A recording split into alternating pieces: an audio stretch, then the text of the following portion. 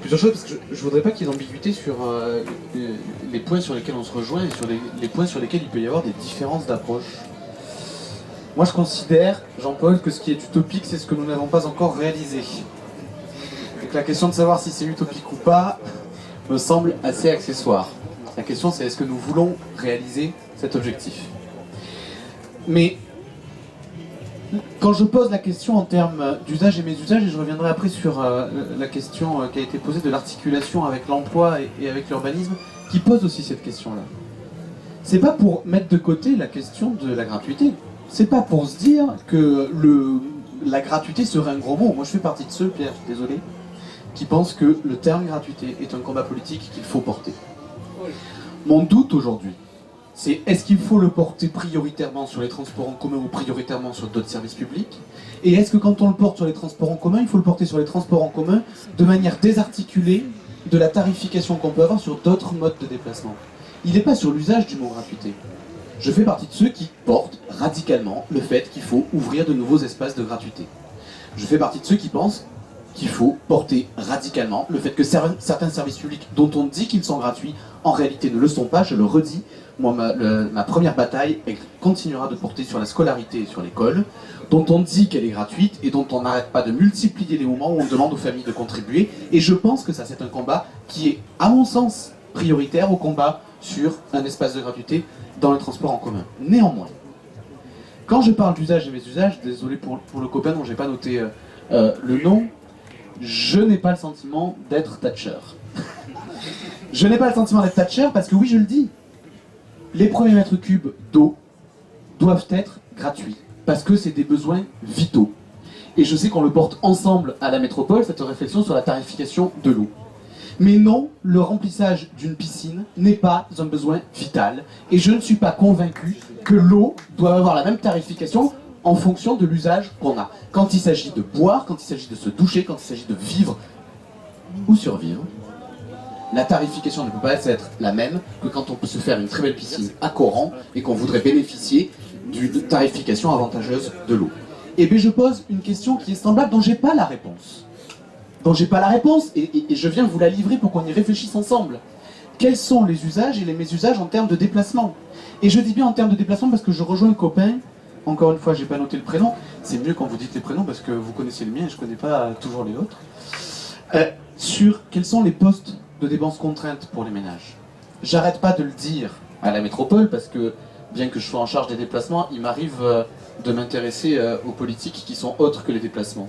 Les 3 premières dépenses contraintes des ménages, celles qui font la difficulté, c'est en 1 le logement, vous l'avez dit. Et quand je dis logement, c'est tous les frais liés, c'est le loyer, c'est l'énergie. C'est en 2 les déplacements et c'est en 3 l'alimentation. Je le dis et je le redis, ça tombe bien, sur ces 3 sujets, les collectivités locales peuvent agir. Et elles doivent du coup faire des choix politiques, qui sont politiques, de priorisation budgétaire sur ces 3 dépenses contraintes. Et on a plein d'outils pour agir sur ces 3 dépenses contraintes. Ça ne se fera pas d'un coup de baguette magique, mais ça demande une détermination sans faille pour agir prioritairement sur ces 3 dépenses contraintes, pour redonner du pouvoir d'achat aux familles qui ont une difficulté sociale. Mais, quand je dis ça, logement, déplacement, alimentation, le 2e poste de dépense, et croyez bien que j'y pense tous les jours, c'est les déplacements. C'est pas les transports en commun, c'est le coût des déplacements. Et j'aimerais bien qu'on arrive à penser en termes de coût des déplacements. Comment on aide les familles à avoir demain un coût des déplacements qui soit moins élevé qu'aujourd'hui.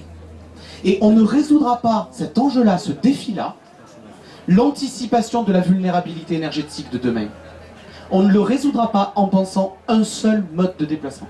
Il faut qu'on arrive à progresser en termes d'investissement, en termes de tarification, sur l'articulation entre les différents modes de déplacement. On ne peut plus les penser de manière séparée, sinon on ira dans le mur. La vulnérabilité énergétique, c'est un bien gros mot. C'est un bien gros mot, mais c'est une réalité. La première raison de vulnérabilité énergétique, c'est l'explosion des coûts des déplacements. C'est le fait que chaque année, et c'est pas le coût des transports en commun qui est en question, là prioritairement, c'est le fait que chaque année, le coût pour les ménages augmente du déplacement. Principalement du fait de l'augmentation des coûts de l'énergie. Et qu'on le veuille ou non, les coûts de l'énergie ils vont continuer à exploser dans les années à venir. Aujourd'hui, Dans l'agglomération grenobloise, je rejoins ce qui a été dit sur les familles populaires. 25% des foyers de l'agglomération grenobloise n'ont pas de voiture. Aujourd'hui. Et croyez-moi, quand on regarde la carte, la réalité de la carte, c'est pas les bobos écolos du centre-ville qui n'ont pas de voiture. C'est ceux qui sont en situation de précarité sociale. Mais quand on regarde la carte de l'agglomération, allons plus loin, et je rejoins la question qui a été posée par le copain sur l'articulation entre emploi et logement. La vulnérabilité énergétique, la ville qui est le plus exposée, les habitants qui sont le plus exposés, c'est pas la question de l'institution. C'est en 1 Grenoble, c'est en 2 Échirolles, Fontaine et Saint-Martin-d'Air, c'est en 3 Pont-de-Claix et Visil. Ma première priorité aujourd'hui, c'est quelle est l'offre de transport qu'on apporte aux Visillois. Parce qu'aujourd'hui, il y a une offre de transport qui est injustement répartie au sein de l'agglomération grenobloise. Parce qu'aujourd'hui, il y a des publics qui ont le même niveau de précarité que ceux du centre de l'agglomération et qui n'ont pas la même offre de transport en commun. Et eux, ils sont d'ores et déjà, pas dans 5 ans, pas dans 10 ans, ils sont d'ores et déjà assignés à domicile. Et ça, c'est quelque chose qu'on ne peut pas supporter. Sur l'articulation entre logement, urbanisme,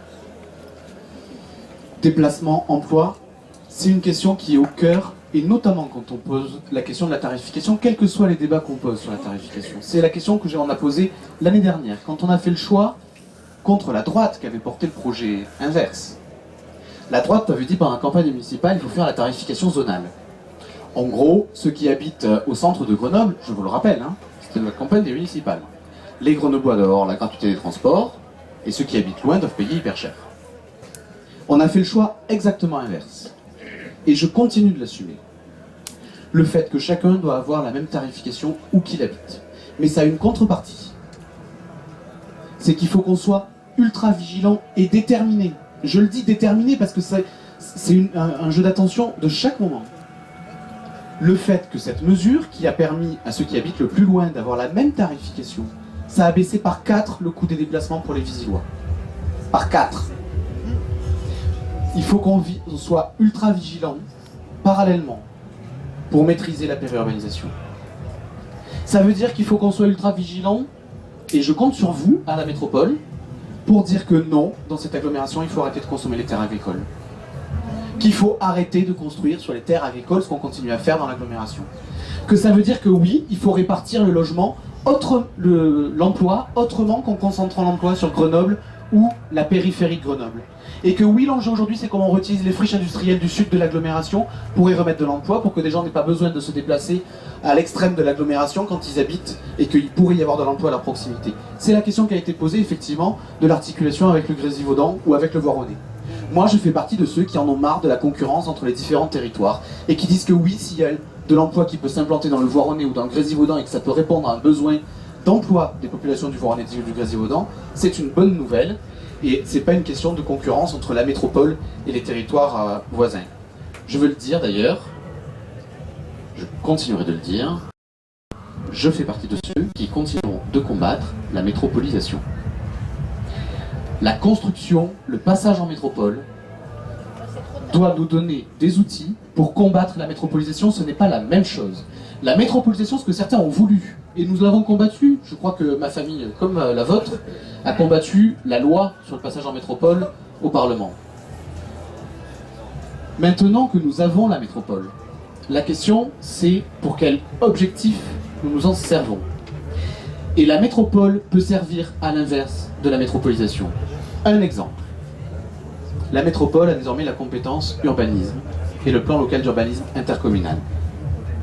Ça peut être un super outil pour préserver les terres agricoles, pour mieux répartir l'emploi, pour mieux répartir le logement, pour faire la métropole multipolaire que nous voulons faire. Mais ça peut être aussi un super outil pour faire la concurrence à nos copains du Grésivaudan et du Voironnais. Je fais partie de ceux qui ont choisi de défendre la métropole multipolaire. Un élément aussi sur le copain qui parlait de la dette, des frais financiers, de la DSP. Je suis très à l'aise. Depuis que je suis président du SMTC, chaque mois, nous faisons de la restructuration de la dette. Chaque mois. Nous faisons la restructuration de la dette pour baisser le coût des frais financiers et nous avons d'ores et déjà gagné 12 millions d'euros en 1 an et demi sur les frais financiers en faisant ce travail de restructuration de la dette et je compte bien qu'il se continue. Pareil sur la DSP parking, je suis très à l'aise. Ma famille politique n'a jamais voté la privatisation des parkings. Et j'espère bien avoir le soutien des communistes à la métropole pour faire la reprise en gestion publique des parkings en 2019 à l'échéance de la délégation de services publics. Un mot sur, excuse-moi, tout à l'heure j'ai répondu volontairement sur est-ce que c'est souhaitable. Et j'ai pas voulu aller sur est-ce que c'est possible. Je vais maintenant dire comment c'est possible. Comment c'est possible? La question majeure, c'est d'abord celle du financement des transports en commun. C'est celle-là qui détermine la possibilité de faire. Jean-Paul a répondu sur qui doit décider. C'est le syndicat mixte qui doit décider de la tarification. Le syndicat mixte, il dépend en premier lieu du versement de transport. Et merci Magali de l'avoir dit, l'expérience d'Aubagne qui est intéressante, la gratuité a été financée par l'augmentation du versement de transport. Dans l'agglomération grenobloise, nous ne pouvons pas aujourd'hui augmenter le versement de transport. Nous devons nous battre pour avoir la possibilité de l'augmenter. C'est une bataille politique qu'il faut mener et qu'on peut mener ensemble à l'échelon national.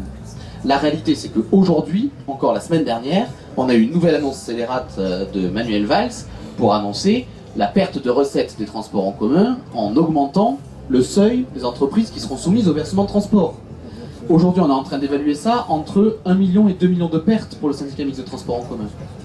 C'est une annonce du gouvernement que nous devons combattre ensemble. La deuxième mode de financement du syndicat mixte de transport en commun, avant les usagers, c'est la participation des collectivités manquantes.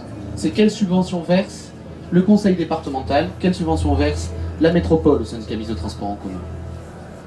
L'année dernière, les amis, moins de 30% de contribution du conseil départemental au syndicat mixte de transport en commun, ça représente 13 millions d'euros de moins de subventions du département. Qu'est-ce que j'aurais aimé qu'on soit aussi nombreux qu'aujourd'hui à manifester devant le département pour que toutes les gauches et les écologistes disent non à cette baisse de subventions. Mais malheureusement, on a vu les socialistes, et pas que, voter la baisse de subventions au transport en commun. Et c'est un cas unique en France, je vous le dis. Il n'y a pas une seule majorité, même de droite, qui ait fait une telle baisse de subventions au transport en commun l'année dernière. Pas une seule. C'est ça le premier choix politique. Le premier choix politique, c'est qui se lève dans une assemblée pour voter un budget. Qui dit oui et qui dit non quand il y a un président qui assume de baisser de 13 millions le budget au transport en commun. Et qui a commencé par attaquer les transports en commun de l'agglomération grenobloise. Mais qui le lendemain s'est attaqué aux lignes Transisaires. Et où je me suis levé là aussi. Et c'était pas le syndicat mixte qui était en question. Mais parce que je pense qu'il y a une articulation avec les territoires voisins. Parce que je crois à l'enjeu sur les périurbains. Je me suis levé là aussi contre les baisses de subventions aux lignes express Transisaires. Contre les baisses de services. Et que j'aurais aimé qu'on soit aussi nombreux qu'aujourd'hui à manifester devant le conseil départemental. C'est ces batailles-là qu'il va falloir mener. Parce que hier, c'était la gauche socialiste. Mais aujourd'hui, c'est la droite. Et elle ne défend pas plus les transports en commun. Aujourd'hui, elle nous annonce qu'avec ces 13 millions, elle va faire un subventionnement aux aménagements autoroutiers. En s'appuyant sur la privatisation que le gouvernement nous prépare pour l'A480 qui est juste sous nos pieds. C'est ça la question qui est devant nous là aujourd'hui. C'est ça les choix quand je parle de l'articulation entre les différents modes de déplacement. C'est les choix qui sont là devant. Un dernier élément sur le mode de financement. Parce que je ne crois pas que le VT puisse être la seule source de financement dans les années à venir. Je crois qu'il faut porter le débat sur la TVA, qui a été doublé par deux gouvernements. Un gouvernement sous Sarkozy, un gouvernement sous Hollande, qui ont doublé le taux de TVA sur les transports en commun. Et nous avons porté ensemble, et je le porte encore au garde aujourd'hui quand on rencontre le gouvernement, le fait que les transports en commun doivent être reconnus comme un bien de première nécessité. Que l'Europe nous a dit, nous a écrit, parce qu'on l'a saisi, sur le fait que oui, nous pouvions faire une TVA à 5% et que ça ne dépendait que du gouvernement que d'autoriser la TVA à 5% sur les transports en commun. Gratuité. Ça, c'est un débat qu'on peut porter. Et un dernier élément sur le mode de financement.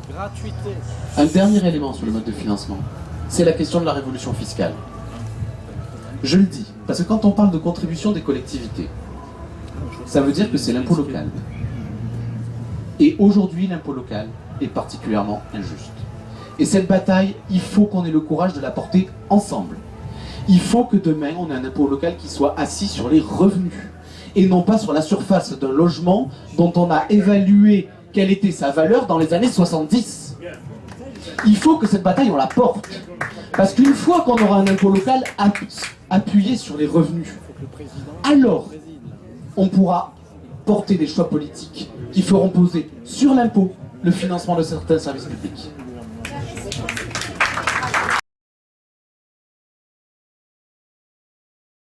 Merci Yann. Alors, ce que tu as dit, il y a des choses que je partage, il y a des choses que je partage moins.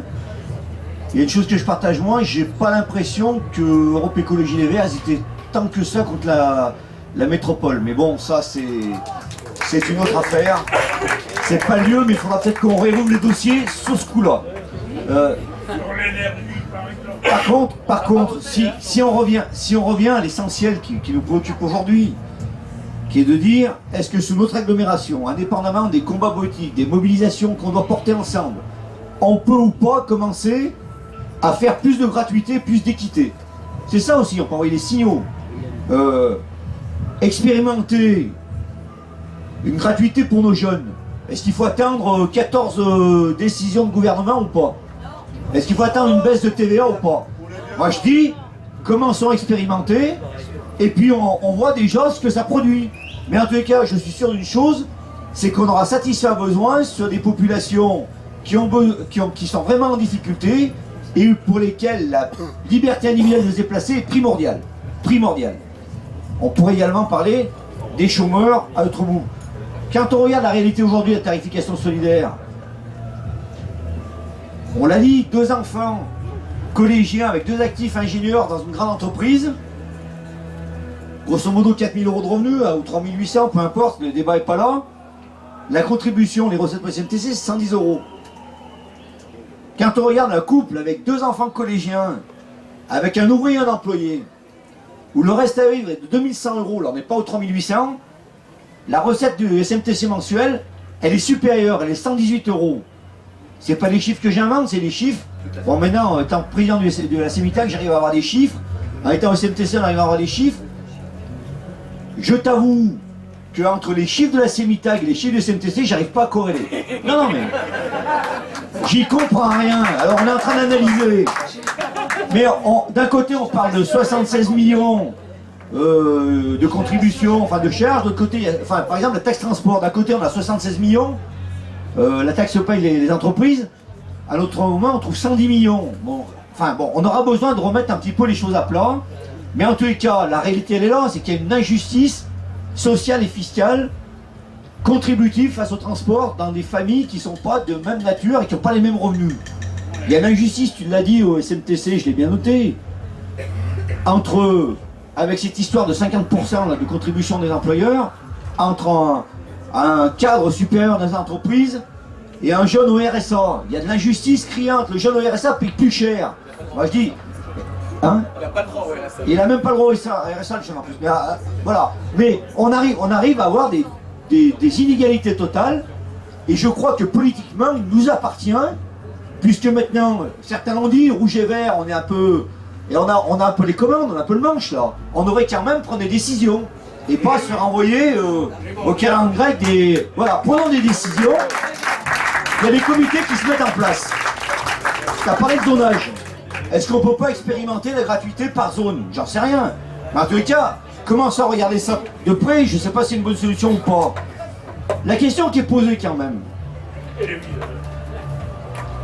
On a parlé de l'eau.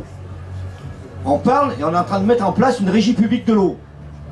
Est-ce qu'on peut pas mettre une régie publique des transports en place? Et arrêter de parler... La CEMITAC, je rappelle quand même, hein, ça rejoint ce que Pierre a dit, 40% c'est Transdev. Transdev c'est pas du public, c'est du privé. Il y a peut-être des moyens, en tout cas il faut sûrement qu'on regarde ces questions-là de très près, de très très près.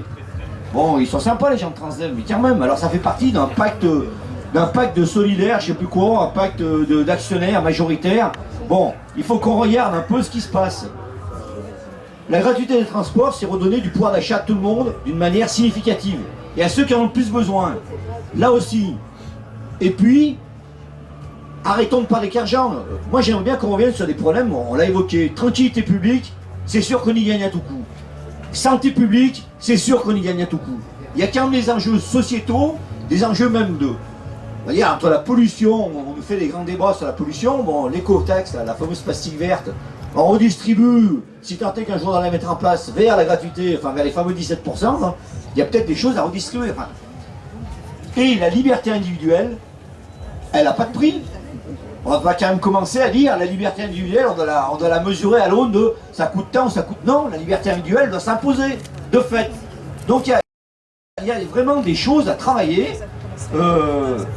Je l'ai dit tout à l'heure, quand mes amis communistes à la métro, dans les débats, parce qu'on n'est quand même pas arrivé à la tête de la CEMITAG comme ça, il faut pas voir que c'était un long fleuve tranquille pour que les communistes en soient. Je vous passe les détails. Ça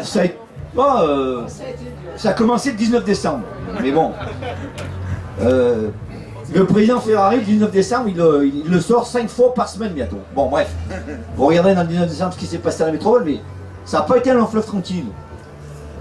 J'en ai beaucoup discuté, surtout avec Renzo et David, avec le groupe communiste, nous sommes que 11, mais quand même, c'est quand même 100 000 habitants, nos communes. On en a discuté, est-ce qu'on prend ou pas la tête de la CEMITAG, puisque la droite n'en voulait plus. Je vais me rappeler pourquoi on l'a eu, parce que la droite n'en voulait pas. Ça veut dire que si la droite n'en voulait pas, ça rejoint quelques analyses, c'est qu'il nous prépare un coup fourré, et il prépare un coup fourré à nos populations qui risque d'être douloureux. Bon, c'est pas des philanthropes. Donc, il y a une analyse politique à avoir. Ça rejoint celle que tu dis, le désengagement du département, et aussi que je te rejoins, il faut aussi qu'on maille le réseau avec les périphéries, le Voironnais. Alors là, pour le coup, nous sommes d'accord. Mais il y a quand même une analyse à avoir, donc on n'est pas arrivé là d'une manière facile. Donc quand mes collègues ils m'ont dit, si, il faut qu'on aille à la CEMITAG, avec tous les dangers qu'il y a. Je dis bien tous les dangers, parce qu'on aura le débat à la TAG, puisque c'est la DSP, la TAG, hein, c'est l'opérateur public qui doit mettre en application ce que le SMTC politiquement décide, y compris sur la tarification. On s'est dit, je l'ai dit tout à l'heure, est-ce qu'on va pas se prendre... Non, on va pas se prendre les pieds dans le tapis. Il faut que conjointement, on unisse nos efforts, pour le coup avec les usagers, pour le coup avec les comités qui se montent, et moi personnellement j'appelle de nos voeux que les comités continuent à se mobiliser et à se monter, parce que, d'ailleurs je ne le cache pas, à Fontaine, j'espère qu'il y en aura bientôt un de comité qui se monte, voilà. Parce que c'est une manière aussi de nous rappeler à nous les politiques qu'il faut de temps en temps qu'on se bouge et qu'on prenne des décisions politiques et courageuses. Voilà.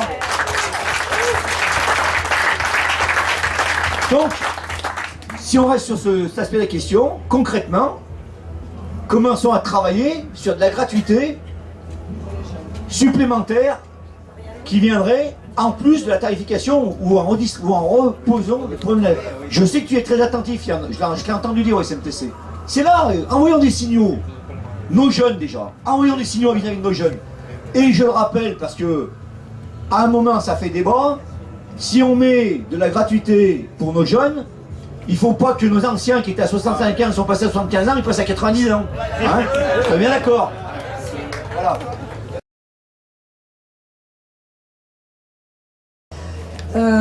Parce qu'il est clair, évidemment, ce qu'on vit. Je ne vais pas parler trop longtemps. Allez, je ne vais pas abuser de mon temps. Vous avez aussi... T'as le droit de parler autant que Yann. Mais... Autant que Yann. Mais... non, pas autant que Yann, c'est pas possible. Simplement, il me semble que la gratuité nécessite en permanence le débat.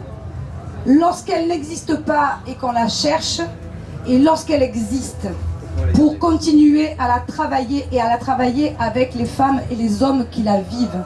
Je pense que cette question-là, elle est centrale, elle est liée à ce que je disais tout à l'heure sur une conception de la société qui est celle de la démocratie. Et ce qui me frappe dans les échanges que je viens d'entendre et dans ce que vous avez dit l'un et l'autre, c'est que vous êtes en responsabilité politique tous les deux. Rappelons-nous quand même qu'une des paroles des nouvelles mairesses de Podemos en Espagne, ça a été de réinjecter de la démocratie participative dans les villes. Et je pense que cette question-là, elle n'a pas de périmètre petit ou grand, que ce soit de la métropole au petit village. La question de prendre en compte la vie des gens en un mot et en deux mots, c'est essentiel. Et je pense que la question des femmes, par exemple, elle est encore à rajouter sur cette question-là. Parce que la gratuité, elle fait du bien aux femmes. Si vous saviez combien j'étais émue lorsque le jour où nous avons ouvert la gratuité, le premier jour où on est allé dans les bus en même temps que les gens qui n'ont pas payé, qui m'est tombée une femme dans les bras avec 6 enfants, qui m'a embrassée en pleurant, on l'a marqué dans le bouquin d'ailleurs, et qui dit, vous savez, c'est le plus beau jour de ma vie. Elle en avait eu 6 plus beaux jours de sa vie sans doute avant avec ses 6 enfants.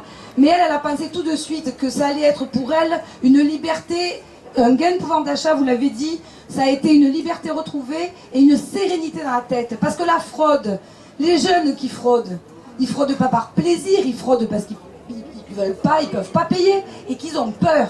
Et que la peur, ça enclenche quoi? Ça enclenche de l'agressivité. Et que l'agressivité, c'est une spirale infernale. Et quand nous, on a décidé de parler de gratuité et qu'on a appelé ça liberté, égalité, gratuité, je suis désolée, ça rime pas avec accès libre. Ça rime mieux avec gratuité. Les mots en T sous-tendent une valeur. Et la valeur gratuité, je pense que c'est essentiel aussi. Et on peut la mettre sur le même pied d'égalité que la fraternité, qu'on n'a pas, nous, nommée dans notre devise, qui a disparu des bus, ça je vous le dis tout de suite, il y a un an, au mois de juillet dernier, la droite a enlevé des robes de bus parce que le slogan était éculé, ces 3 mots. Quand on a mis ces 3 mots-là à l'ordre du jour et qu'on le vit dans les bus, je vous prie de croire que c'est quelque chose à vivre. Et moi j'ai envie de vous dire un truc à tous les deux et à tous les élus qui sont ici. Pensez pas, c'est pas une leçon, je vous jure, hein, on a perdu les élections en plus. Mais ne pensez pas... Oui, mais pensons aux belles choses. On les a perdues, mais on va les regagner, mince. Je pense au futur.